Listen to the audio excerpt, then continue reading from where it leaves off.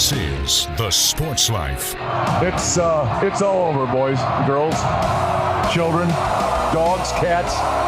Here's the snap, saying back to throw again. Pressure comes, throws it down the field. It is tipped up in the air, and that's the ball game right there. Indiana wins! Indiana has beaten the Ohio State Buckeyes, the #1 team in the country.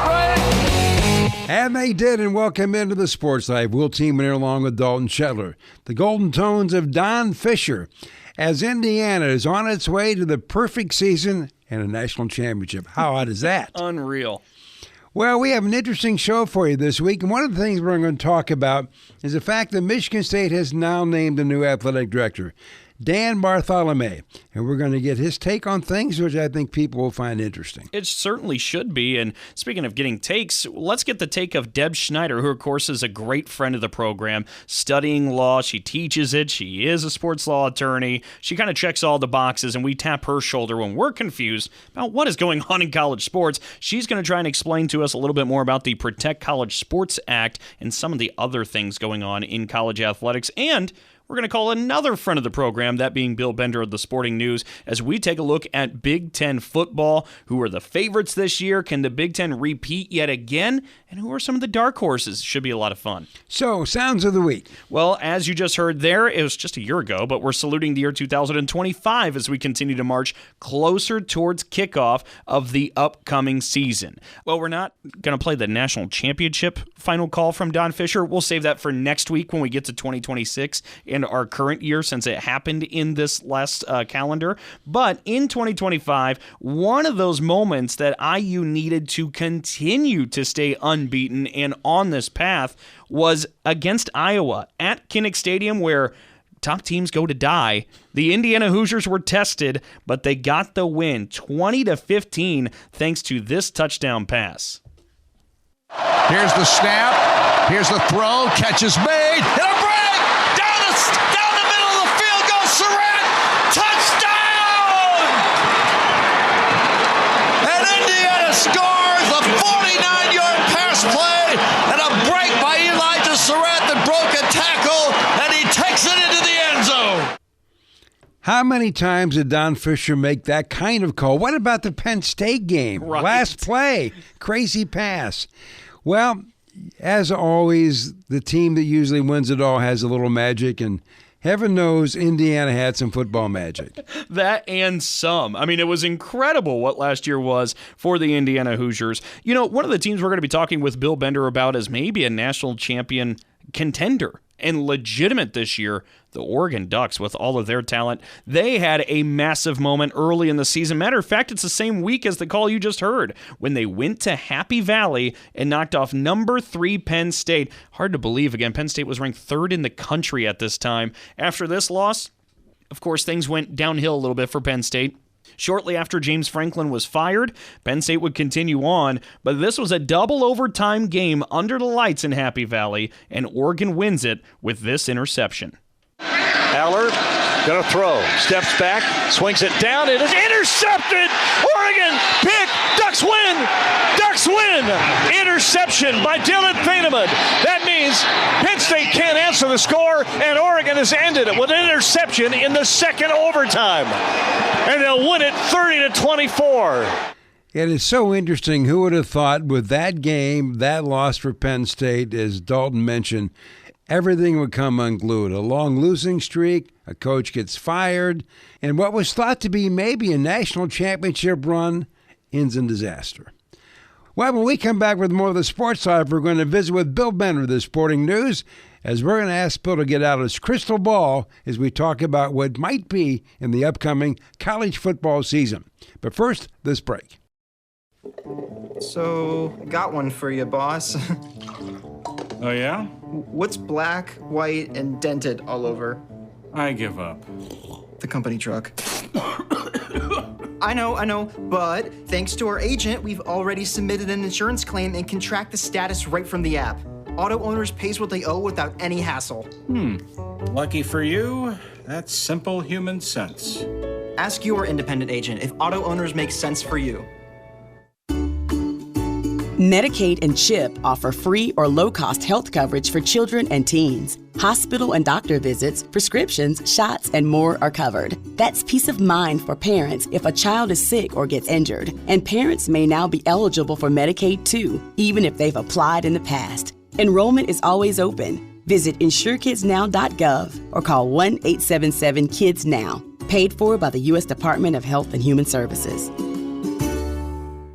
If you have diabetes, listen up. If you have insurance, you can qualify for a continuous glucose monitor. With a CGM, you can continuously track your levels and trends and spend more time in range, significantly lowering your A1C. More importantly, a CGM eliminates the one thing most people with diabetes hate: painful finger sticks. Order your new continuous glucose monitor today. If you use insulin and if you've seen your diabetes care provider within the last 6 months, you may qualify for your own CGM right now. We'll do all the insurance paperwork and deliver your new CGM at little or no out-of-pocket cost to you. Medicare and most insurances will cover your CGM, so don't wait. Have your insurance handy and call the Aptiva Medical CGM Health Hotline right now. 800-948-6912. 800-948-6912. 800-948-6912. That's 800-948-6912. We'll be back with more in a moment. This is The Sports Life.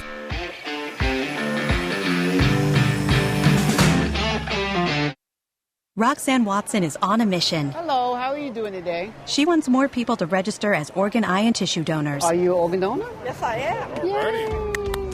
My goal is to sign up the most people in the United States. What drives her? Roxanne's own life was saved through the gift of a heart transplant, made possible by an organ donor. I decided that day that I was going to devote myself to the cause of organ donation and signing people up and honoring my donor by doing that. Now she's back to health, and she's a powerful force helping to save lives every day through her work. Imagine what you can make possible by leaving behind the gift of life. 8 people can be helped with the major organs, and up to 50 people can be helped with a little bit of everything. And when you think about it that way, that you could help that many people, it's amazing. It really is. Learn more and sign up as an organ, eye, and tissue donor. Go to organdonor.gov. A message from the U.S. Department of Health and Human Services, Health Resources and Services Administration.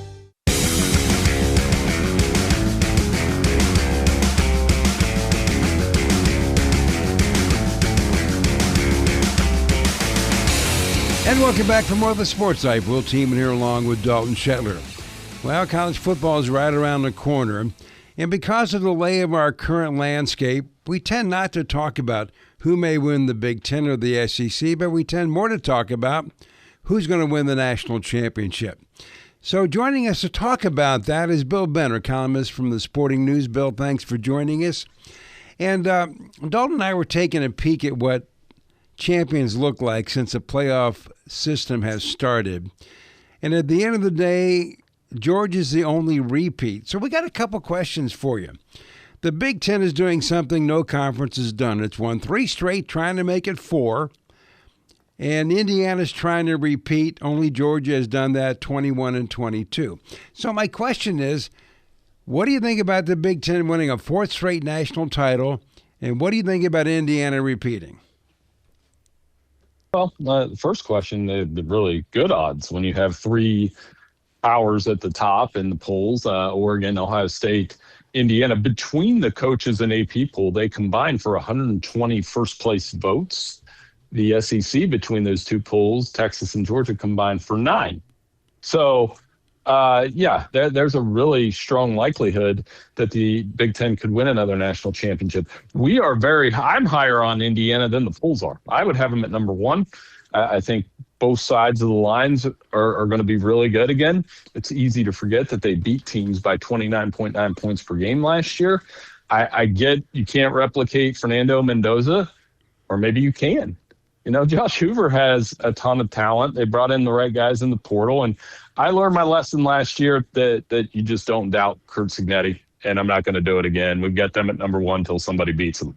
Well, let's talk about then one of the other champs in this 3-year stretch for the Big Ten Conference, Ohio State, and that's another one of those teams that feels like they have a legitimate shot at maybe being the national champs this year. What has you so high on Columbus there in your own backyard? I mean, it's like covering an NFL team. I'm going to be clear. They couldn't beat the Browns, and they couldn't beat an NFL team. But the way they operate is like an NFL team. You know, they have 2 NFL coordinators, Arthur Smith, Matt Patricia, the best player in college football, and Jeremiah Smith. They have an operation where, you know, the world ends every time they lose a football game, and they don't lose often. So I think with Julian saying the offense coming back, they don't use the portal heavily, but Ryan Day has a knack for bringing in the right guys via the portal, especially on the defensive side of the ball. So I trust that. But, you know, one thing with Ohio State, that schedule's brutal. You know, they're playing at Texas, they're playing Oregon, they're playing Michigan, they're playing at Indiana and at USC. I mean, it is, and at Iowa, by the way. So that's the toughest Ohio State schedules I've ever seen. Well, Bill, right now the Big Ten, since we talked about the preseason poll, has 7 teams in the top 25. But everybody seems to talk about Ohio State, Oregon, and Indiana. Is there anybody else that might win the conference?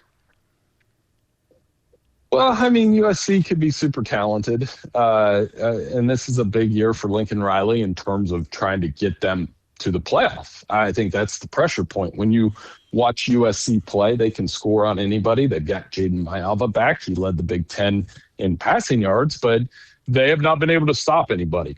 Penn State and Michigan, I think, are given a little bit of grace because first-year coaches, really good first-year coaches, Matt Campbell and Kyle Whittingham. Penn State doesn't play Oregon, Ohio State, Indiana. So if you want to take a swing, maybe that's not bad. And then you close out the ranked teams with Iowa and Washington. I just don't know that people believe that Iowa or Washington could win the Big Ten. I think the winner of the Iowa-Washington game, and I think it's in mid-October, would be a decent playoff sleeper, though, if you look at the back half of their schedules. So plenty of Big Ten teams, and I think Illinois could have snuck in there as a ranked team. That's half the conference competing for playoff berths. You know, we just talked about some of those dark horses maybe to give it a real shot. We talked about some of the heavy hitters in the beginning, but, I mean, it's possible the Big Ten could have 4 straight national championships and a different school winning all 4 of them. It feels like if that's going to happen, it'd be the Oregon Ducks. And I was thinking about this the other day. Both Will and I were there for the PK 80, which was a little while ago now. The PK 85, which was 4 years ago, and it was representing Phil Knight's birthday. So 4 years ago was PK 85. Phil Knight's in the upper 80s. He wants to see a national championship come to Eugene at some point. Can they get it done this year? Yeah, I mean, there's an opportunity there, certainly. This is a very good Oregon football team, especially with what they bring back on the defensive side of the ball with Amari Washington, Mateo Youngalele. They added Coy Parrish, Minnesota safety, 2-way player via the portal. And then to your point, Dalton, they've done everything but win the national title.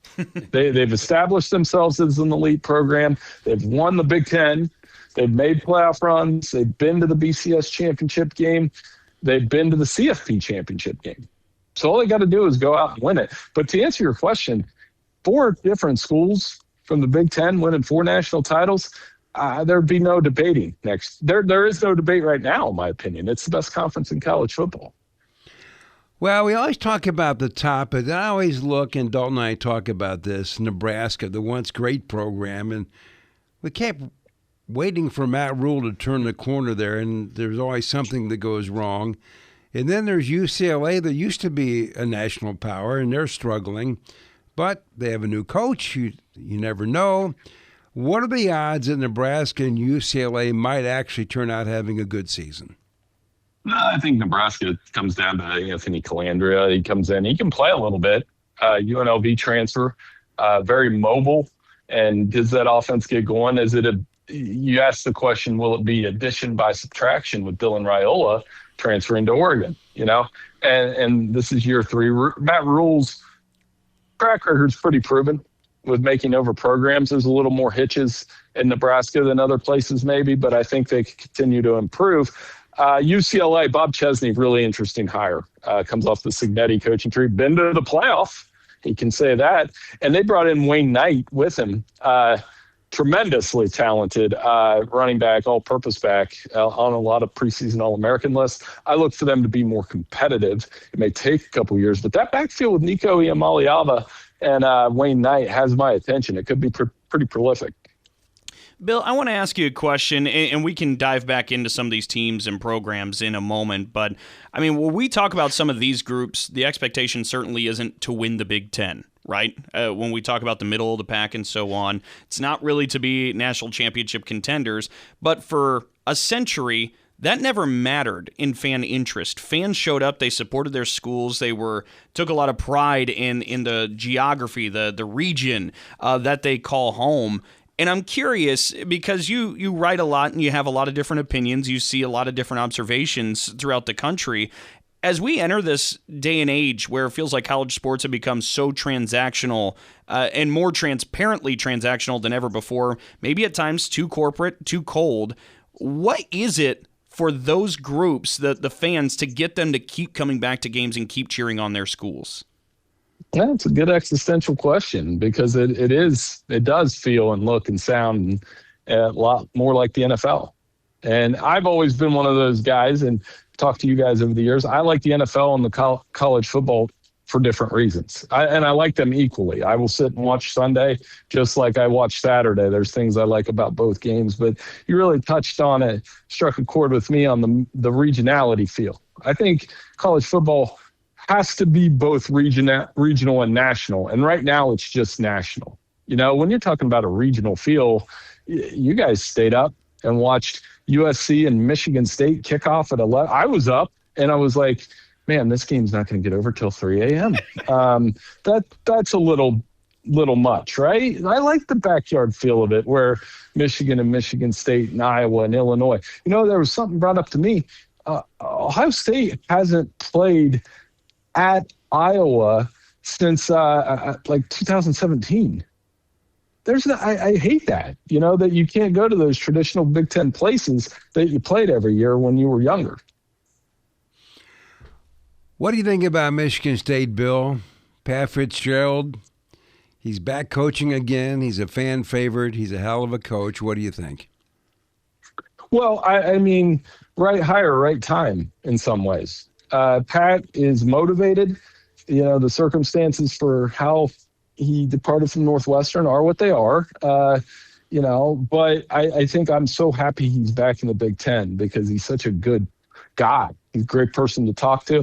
He really cares about the kids. I'm seeing these videos on social media, the passion he coaches with. It's good to see that back on a Big Ten sideline. And I think it's not an accident that he's bringing back, you know, former coaches like Mark D'Antonio, right? Mark D'Antonio, that was right hire at right time for Michigan State. And this feels a little bit like that. It's obviously not going to happen overnight, but you know, I think he'll bring that passion that was missing the last couple seasons back. And you have a Big Ten guy, somebody that knows what it means to be successful. I still think about Pat Fitzgerald, the player. I'm getting up there in age, but man, he was an awesome player at Northwestern. He's an awesome coach at Northwestern, and I think he'll do a great job at Michigan State.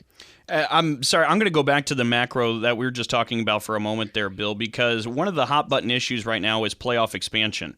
How many teams are we going to be talking about with the college football playoff do you see in the future? How does that impact the middle of this Big Ten conference besides just the top dogs? And also, kind of as a sidecar question to that, does winning the Big Ten even matter anymore if the sport is this national and it's all about the playoff? I still think it matters. I just don't know that we need a conference championship game to do it, especially if we're going to go to 24 teams. I know they're trying to replace those with more games. But 24, I mean, it will be – I'm not a fan. I know the Big Ten is a fan and the coaches are the fan and the ATs are the fan, but I don't know that the fans really are the fan. I have not casual, I have diehard Ohio State fans that are my friends that still don't really know how the playoff works. Does that make sense? Like, they don't know the ins and outs of, like, the seeding and the – you know, why did this team get left out? And in 24 teams, it'll be even more confusing. So I just think it's too many teams. I wouldn't go higher than 16. I think that's like the Alamo of how many teams I would put in the playoff, because I still want that regular season to matter. But you know what? I'm old now. I'm 47, and I think there's a generation behind me that doesn't really care about all that. So I do see it expanding in the near future. Well, let me add to that, Bill. When you dilute something that is good, nothing good comes of that. So I guess I'm agreeing with you, old man. Yeah, I agree. Like, too much, and it's a TV show. We can admit that. But as I've watched it over the years, I think the things that I keep saying, and it looks like they're starting to move towards moving the regular season up. You can't go head-to-head against the NFL in January, and they try. You can't go head-to-head. You just they keep prolonging the season. I like it when it's over around January 9th, not just because it's my job and I get a little break, but no, the playoff is too long. It takes 50 days. I don't know that there's any postseason. I guess the NBA and NHL playoffs are longer, but not by much, and that's pretty sad because they have 4 rounds. Well, as always, Bill, it's great talking to you, so we will see you soon somewhere. Hey, no problem. Thanks for having me on. Take care, guys. There you go, as always, some great insight from Sporting News columnist Bill Bender. Well, when we come back, we're going to talk about, is there really a plan to fix college sports? It's all coming up in just a moment. Oh, yeah. Hey, Dad. Did you get a new haircut or something? A new shirt? You're looking good. What happened? A little fender bender? How little? A few days in the shop little. But thanks to Mom and our agent, we've already submitted a claim and can track the status right from the app. Auto owners pays what they owe without any hassle. Sounds like simple human sense. I'm fine, by the way. Oh, yeah, I was gonna ask. Ask your independent agent if auto owners make sense for you. This is a potter's field. When people can't pay for their funerals, they are buried here. It is a lonely, desolate place, littered with unmarked headstones. No one visits. No one leaves flowers. But it doesn't have to be that way. For as low as $1 a day, you can ensure your family will have the money to pay your funeral expenses. We offer burial insurance plans that pay up to $30,000. Considering the average funeral costs more than $10,000, that's peace of mind for your family. There are no medical exams, your rates won't increase, and your policy cannot be canceled as long as you make your premium payments. Call now to get approved in minutes and ensure your final resting place is more than just a pauper's grave in a potter's field. 800-562-2407. 800-562-2407. 800-562-2407. That's 800-562-2407. Paid for by Final Expense Direct. We all make choices about alcohol. Kids make choices whether to drink or not. Bye, Dad.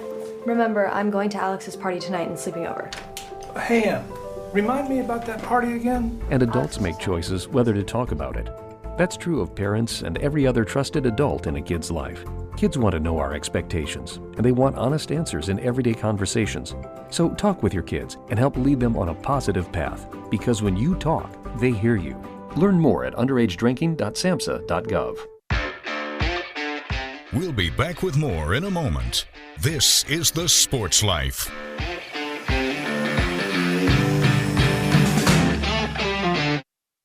Here's a real-life story that affects 50% of all of us out there. It's called divorce.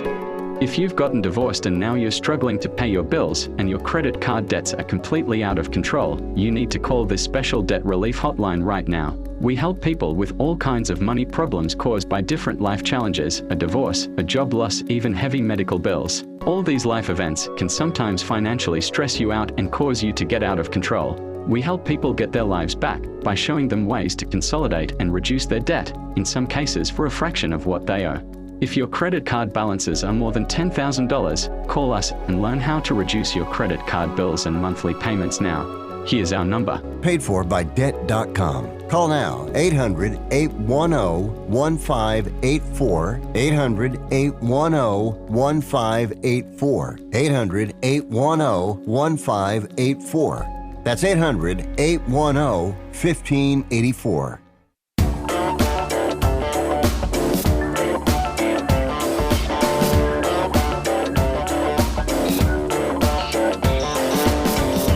And welcome back for more of the Sports Life. We'll team here along with Dalton Shetler. And don't forget, auto owners insurance, simple human sense. Ask your independent agent if auto owners make sense for you. College sports, it's big, it's rolling, it is major business, but it is kind of spiraling because the rules and regulations really don't quite exist. But there has been an attempt at the federal level to maybe do something to fix that. They're trying to get this act passed called the Protect College Sports Act. It's bipartisan and it's struggling, but it's still alive and well. So we've asked Deb Schneider to join us to talk about this. Deb's a sports law attorney with Fishman Stewart and an adjunct professor at Wayne State and Michigan State University. And Deb, thanks for joining us. And I thought maybe we could begin, first off, to refresh people's mind about what this Protect College Sports Act is all about. Okay, well, Dalton and Will, thank you so much for having me again. It's always a pleasure to speak to the two of you about these really interesting topics. So to get into this, college sports has been the Wild West basically for 5 years now. We have 50 different state laws, it seems. Athletes are getting paid for the first time ever, some by schools, some through NIL, collectives. We have all these lawsuits, which have basically been forcing the NCAA to rewrite its own rule book over and over again. Then we have Ted Cruz and Maria Cantwell, who came together from the Republican and the Democratic side, which makes this bipartisan, to create one national standard for our collegiate sports. The bill still ducks a lot of the questions that we have. The biggest one probably is, are these athletes employees or not? And they have a lot of protections that are being added to this bill, but the bottom line is, if it doesn't get passed, this is really all academic. Well, what are the odds this thing is going to get passed? I know it's struggling. It is definitely struggling, and it's struggling for a number of reasons. It's struggling because we have various groups that are against it. It is struggling because there is a Republican split on the transgender and the preemption language.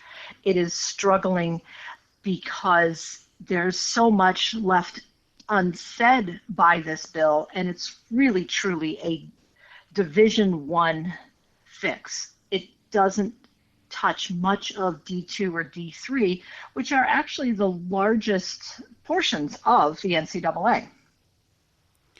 Deb, I want to ask you here too, because it feels like, and I'm sure a lot of our listeners kind of feel the same way, a little bit overwhelmed and dizzied and confused by all the different things, right, that are currently going on with college sports that we're talking about. When we discuss the injunction put out by the judge who ruled that the class of 2022, that they get a fifth year, and fighting with the NCAA a little bit about that, how does some of those different battles that are also coexisting at the same time interact with this? Well, Dalton, I'm going to give you the legal answer. It depends on the particular battle. I mean, it's an excellent question. This bill is structurally designed to codify that House settlement revenue sharing system into a permanent federal law. And it's designed to create that one national NIL standard to replace all the state laws. It's designed to give the schools and conferences a targeted antitrust protection, which is where your question falls as far as eligibility standards. But there's a big question as to what that means ultimately and how it's going to play out. The extra fifth rule, that's an antitrust violation. They're going to this bill would codify that so that you have the 5 years and that's it. Now, then we have to look at foreign students who are a large part of this, and we end up with a trigger and a problem between immigration law, which gives you 4 years on an F1 visa and 5 years of athletic eligibility. So there are a lot of things that are going on in this bill that are going to be left unresolved if the bill does get passed. Well, when this thing began, the Big Ten and the SEC, the two big dogs in town, were not really supporting it. Then they seemed to backtrack a little bit and like it a little better. Where's the Big Ten right now in this, you think, Deb? That's a great question. I think the Big Ten has, I hate speaking for the Big Ten, but you really put me on the spot here.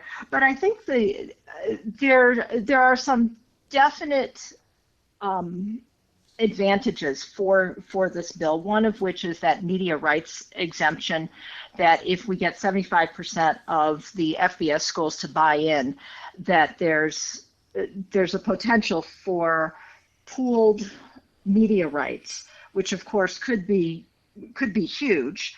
That might bring in a private equity type of thing. It does change. It would actually amend the 1961 Sports Broadcasting Act and allow these pooled rights. So there's a good incentive there for them to be part of this. On the other hand, it might be that they'd prefer with the SEC, they have enough power to create their own broadcast in their own league. I don't know that they necessarily need that portion of this bill. Deb, I want to ask you here too, because looking at this from kind of the perch that we're sitting and seeing just all the chaos that's going on, when all this started a handful of years ago, where the rules really changed, the NCAA was really challenged on legal authority and things were overturned and the floodgates came open. Ever since then, it felt like everybody has been scurrying quickly and grabbing whatever they can in this mix.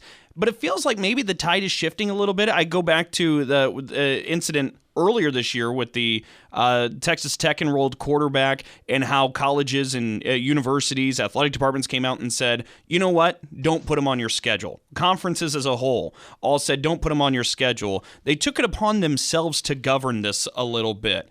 As the tide maybe shifts a little bit that way, where universities are really understanding that there needs to be some kind of order, even if they have to implement some of that in some form or fashion, if this bill does not pass, do you see them maybe taking on some of that ownership, or still hands off? I think they're going to have to. Ultimately, what has happened is the NCAA, after the Alston case back in 2021, really lost a lot of its power. And because the floodgates opened because of the antitrust law and the fact that the NCAA is not exempt from antitrust law. So all of these things we've seen are because the athletes have challenged NCAA rules and regulations. And the schools are saying this is just too much. We can't live in this chaos all the time. So we're starting to see those schools and those conferences get together and create their own ecosystem, if you will, of collegiate sports, which looks very different than the 100+ years of the NCAA ecosystem that we saw. The largest thing being obviously the NIL and the pay-for-play aspects and the revenue share. So I think we will see the schools, if this does not pass, I think we will see the schools stepping up. I think we may see some super conferences, and we're going to have that real split between the haves and the have-nots. Will this affect just football, you think, or will a split be the haves and the have-nots straight across the board with all the sports? My guess is if we have that, it's going to be straight across the board with all sports, because football and men's basketball are responsible for about 90% of the revenue. But in terms of numbers, it's a very small number, and there are still a lot of students and athletes in schools who want to participate in sports. And we're talking some of the Olympic sports, the women's sports, and I think we're going to see that there's going to be a split in terms of who gets the broadcast, who doesn't get the broadcast, which are obviously where the big money is, and who's going to show up. And it's going to really probably fall on the side of football and men's basketball, as it has. Dalton and I have talked about this a lot. I'll throw this out to you. Common sense says at some point it's got to stop. We just can't keep escalating this, right? Could this whole thing just blow up? Well, I think that's what the Protect College Sports Act is attempting to do, is to stop it. We are trying, this bipartisan bill is trying to say we need to have some rules and regulations. And it's the closest Congress has ever come to this at this point. Like I said, there are a lot of issues with it that are going to potentially derail it, but it is an attempt at stopping the chaos. Well, the good news is, Deb, while the chaos continues, we have an excuse to call you. Which is always delightful. Deb, is always appreciated. Thank you so much. You're welcome. Thank you for having me. Some of the thoughts of Deb Schneider, sports law attorney with Fishman Stewart and an adjunct professor at Michigan State University and Wayne State University. Well, Dalton, here's what I do know about anybody who's trying to propose anything. If people don't want it to happen, it's not going to happen. Back with more in just a moment. So, got one for you, boss. Oh, yeah? What's black, white, and dented all over? I give up. The company truck. I know, but thanks to our agent, we've already submitted an insurance claim and can track the status right from the app. Auto owners pays what they owe without any hassle. Lucky for you, that's simple human sense. Ask your independent agent if auto owners make sense for you. If you served honorably in our nation's armed forces and you're looking for a way to continue serving your fellow veterans in your community, then join AMVETS. AMVETS members volunteer millions of hours at VA healthcare facilities from coast to coast, helping to improve the lives of their fellow veterans through the VA Voluntary Services Program. AMVETS posts and departments also participate in a wide variety of community service projects. If you no longer wear the uniform today, you can still serve through the AMVETS by joining today at amvets.org. Do you hear that? That's the sound of uncertainty lurking under your hood. You know the feeling. I know I do. That sudden sinking sensation when you see a check engine light or your car unexpectedly breaks down and you're faced with sky-high repair bills. It's time to shield against unexpected repairs with CarShield. CarShield is America's most trusted auto protection company and has an A rating with the Better Business Bureau. Don't let the fear of a breakdown keep you up at night. Trust the Shield, CarShield, and say goodbye to terrifying repair bills and hello to peace of mind. Your plan also comes with 24/7 roadside assistance, courtesy towing, rental car options, and so much more. Don't wait till it's too late. Call CarShield now before a breakdown. Protect your wallet. Protect your car with CarShield. Get our best protection ever. Call now. You'll thank me later. 800-965-1292. 800-965-1292. That's 800-965-1292. We'll be back with more in a moment. This is The Sports Life.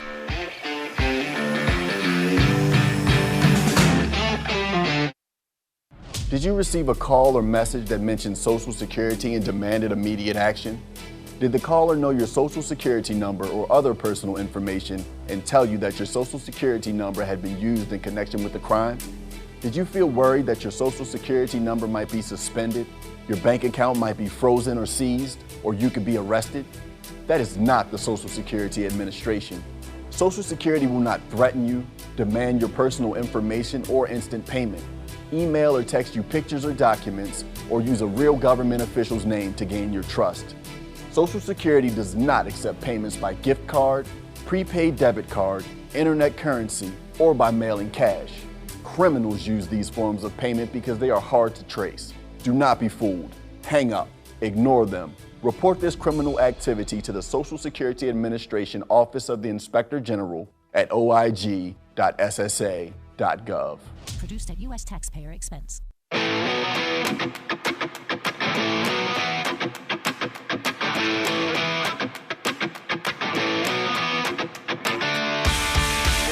And welcome back for more of the Sports Life. Will Teeman here along with Dalton Shetler. Well, Michigan State this week announces 22nd Director of Athletics. It comes in the person of Dan Bartholomae, who has been the Athletic Director of Western Michigan since 2022. The timing is great. It comes before the start of the season, and it seems to be a nice fit between the progressive young athletic director and the progressive path the MSU Athletic Department is currently on. So, before Dalton and I get to dissect some of the things he said and what we think, here's some of the highlights of his press conference earlier this week. In simple terms, this is a dream come true for me. The opportunity to work at the best institution, in the best state, and in the best conference in the country. This is the opportunity of a lifetime. It is a destination job, and I am incredibly grateful that you have entrusted me to deliver. I'm incredibly thankful for the relationships, mentorship, and support I received in Kalamazoo as the athletic director at Western Michigan. Western Michigan is an incredibly special place with incredibly special people who have worked together to produce special results over the last few years. It was an honor and a privilege to be a part of it, and I leave a piece of my heart there. And a heartfelt nod and thank you to my friend Jay Batt. This place is in great shape with great opportunity to elevate quickly, and many thanks to his leadership. Choosing Michigan State University was easy, and I believe there are three qualities that immediately set this place apart. The first is the people. A basketball coach who calls a new athletic director at another school simply to just offer advice. A president who prioritizes relationships before anything else. A donor base that has already gone out of its way to welcome us and be helpful. Our people are our greatest asset, and we are going to activate that asset. The second is the foundation that already exists. Everyone I met with yesterday said essentially the same thing. Everything we need to achieve our most aspirational goals is already here. This is Michigan State, all right? We have big goals for Sparta, the Stadium District, Spartan Ventures, the Big Ten, supporting this new outstanding football coach we have to win at the highest levels, NCAA championships. We should never settle for anything less than the best, because the best is right here at our disposal already. And the third is our mentality, and it's my favorite. We have a blue-collar, roll-up-your-sleeves mentality that separates us a little bit in this state and in this conference. And I like that. I want to be somewhere where part of the plan is simply to outwork the competition. That's a style I believe in. And that gets me to the vision. Spartan excellence without exception. The standards will be high, and the expectations will match them. We can achieve extraordinary things at Michigan State University by challenging the status quo and continuously aiming higher. I told our staff we are going to work really hard, maybe even harder than you've ever worked in your life. But it's going to be fun. And there's going to be a lot of green and white confetti rolling around this campus and real soon. And most importantly, we are going to do it together. So what does Spartan excellence without exception mean? It means we will create the greatest student-athlete experience in the country. Our student-athletes will compete at the highest levels. They will receive a world-class education, and they will be prepared to pursue their passions, lead with purpose, and make a difference long after their eligibility is exhausted. It means we will be amazing community partners, both here in East Lansing and across our Spartan family around the entire world. Athletics will be a welcoming entry point to Michigan State University. Our events will energize you. They will be fun. They are supposed to be. This is college athletics. They will be different. They will be innovative. And they will leave you wanting to invest your time, passion, and energy with Michigan State. And finally, I'm competitive. It means we will compete and we will win at the highest levels. And when you compete in the Big Ten Conference, that means national championships. I walked into the administrative building yesterday. I walked by that wall of national championships at the entrance to our offices on the way to this press conference, and I thought to myself, folks, it has been too long. We will play to win. And when we do, we are going to celebrate the heck out of it. All of us, together. And we will get there because we will have a plan. Implementing this vision, Spartan excellence without exception, will take time. And it will require meaningful input and feedback from our student athletes, our coaches, our staff, our faculty, our alumni, our external partners. But together, we will create a plan that inspires and unites this community, establishes ambitious goals, and provides a clear path for how we will accomplish them. Ladies and gentlemen, I cannot wait to get started. And I'll leave you with a little bit about what all this means to me, because it means a lot. When I started this in this industry as an administrative graduate assistant, 2002, aside from sorting mail and getting people coffee, one of my first jobs was to connect our student athletes with members of the community to help them find jobs after college. I've had hundreds of responsibilities since that moment. But that mission, serving student athletes, building community through connection and advancement, that has never left me. And in those first few weeks on the job, I knew that it was my dream to become a Division I athletic director at the highest level. So folks, I am living my dream today. And that is the energy you're going to get from me every single day I walk into that office across the street. And I have a name for it. I call it dream energy. And I believe it is the most powerful force on the planet. But here's the catch, and I've learned this in the last 36 hours. Mine alone won't do it. This is too big. I need all of your dream energy, okay? I need all of your dream energy. And if somewhere along the way you've lost it, I understand. But I'm going to tell you right now, and I'm asking you to go find it. So some of the highlights from Dan Bartholomae, the new director of athletics at Michigan State, his feelings about taking the new job. Well, I will say one thing about him. When he was at Western Michigan, they won a lot of games. They won national championships, won in hockey, a lot of conference titles. These are all good things. But the one thing he did do, he somehow in the city of Kalamazoo, where Western is, managed to integrate Western with private enterprise to create a $300 million building that's going to house Bronco men's and women's basketball, Western Michigan hockey, the professional K-Wings hockey team, concerts, community events, etc., etc.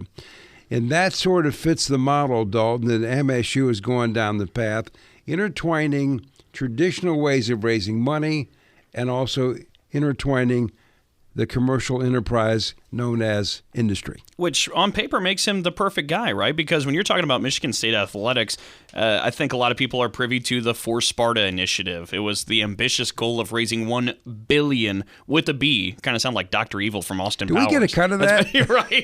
But $1 billion for MSU athletics. That'll go into the stadium district. A lot of facility renovations in the future. Dan's got experience in that with his time at Kalamazoo, as you said. But also Spartan Ventures is a project that's really with the goal in mind of raising a lot more money for Michigan State athletics.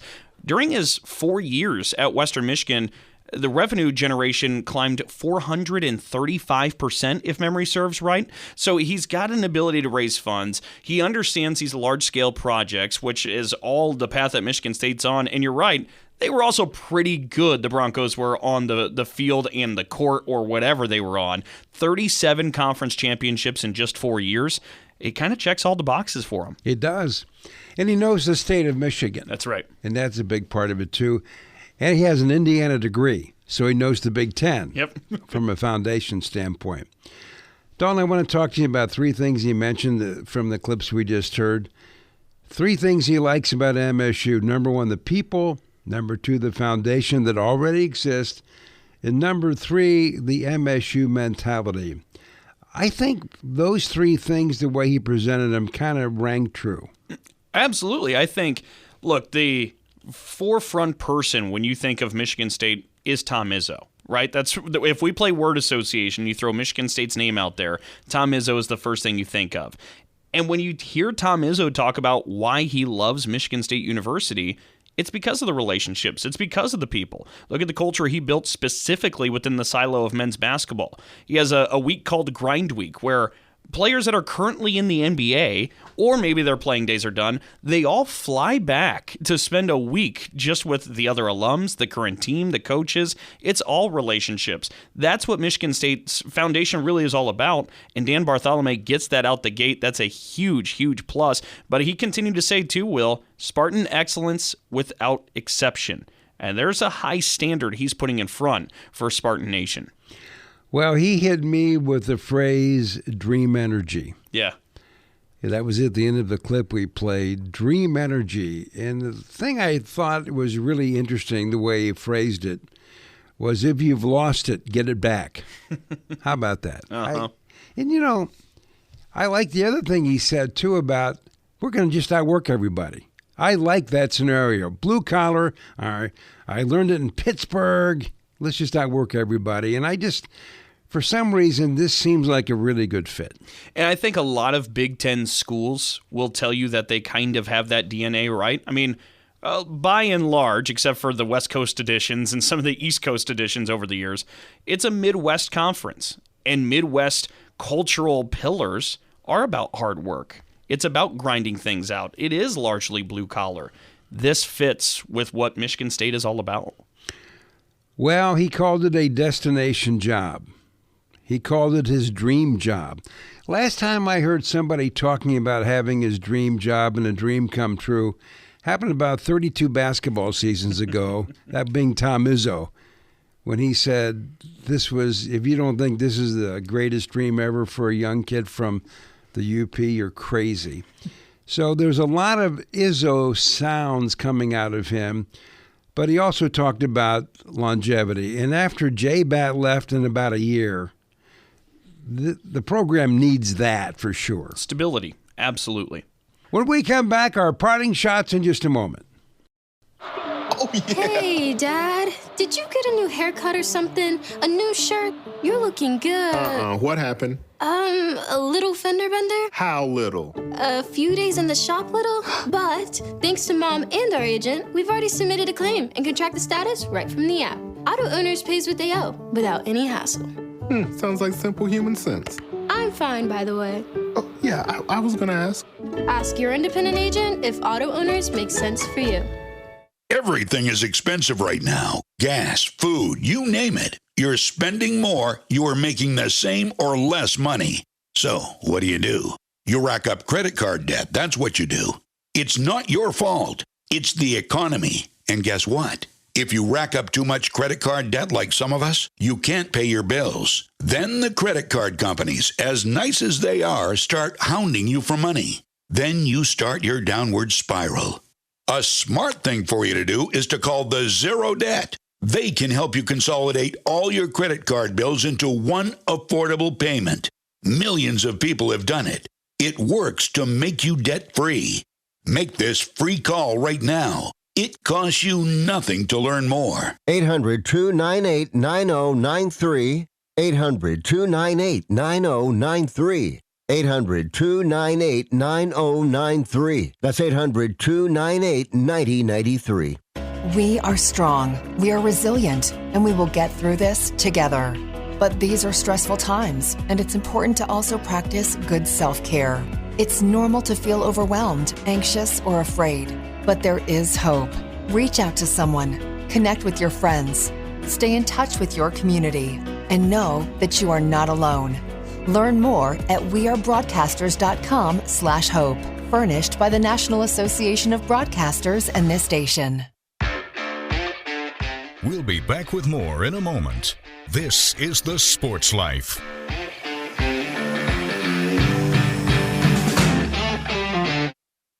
I found hope in the midst of an overwhelming situation. Alcoholism is a disease that can affect any family. Everyone suffers, but there is help and hope at Al-Anon Family Groups. Al-Anon gave me my life back. I'm a better father and husband. Are you in an overwhelming situation because of someone else's drinking? Al-Anon and Alateen can help. Local and virtual meetings are available. Maybe one could work for you. Call 1-866-200-0033 or visit alanon.org/hope.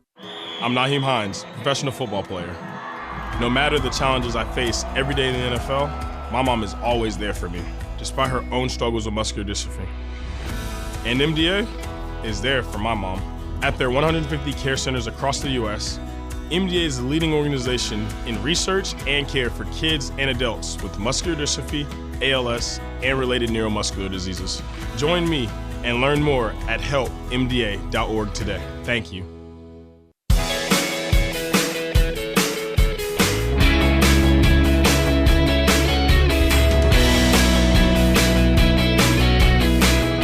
And welcome back for more of the Sports Life. We'll team in here along with Dalton Shetler. Interesting show this week. The thoughts of Dan Bartholomae, the new athletic director at Michigan State University. Deb Schneider talking about whatever we call college athletics. What is it and what might it become? Of course, Bill Benner from the Sporting News. One last look at what may or may not happen in the wide world of Big Ten college football. And with that, we have now worked our way to our parting shots. And to our reminder, make sure you give us a follow at Sports Life Now on Twitter or X, where we, of course, have everything for the show there at Sports Life Now. For my parting shot, look, we've talked a lot about kind of the evolution, and you use evolution, and it can be evolved in a negative way of college sports with some of the cold-hearted, it feels like, the corporate feel of it, where things are so transactional, money being thrown around, all these different things. We talked with Deb about all the different legal issues. It's kind of easy to get down at times about maybe the current climate, especially if you're just a fan who's wondering what happened to maybe the game you loved. Well, there are still traces of it, and one of it's actually happening in East Lansing. And we talked about Tom Izzo throughout this show in a couple of different facets. Well, Tom Izzo filled out the rest of his men's basketball roster here recently by elevating a student manager who had been working his tail off onto the basketball team. He makes the roster. It's Matthew Watkins.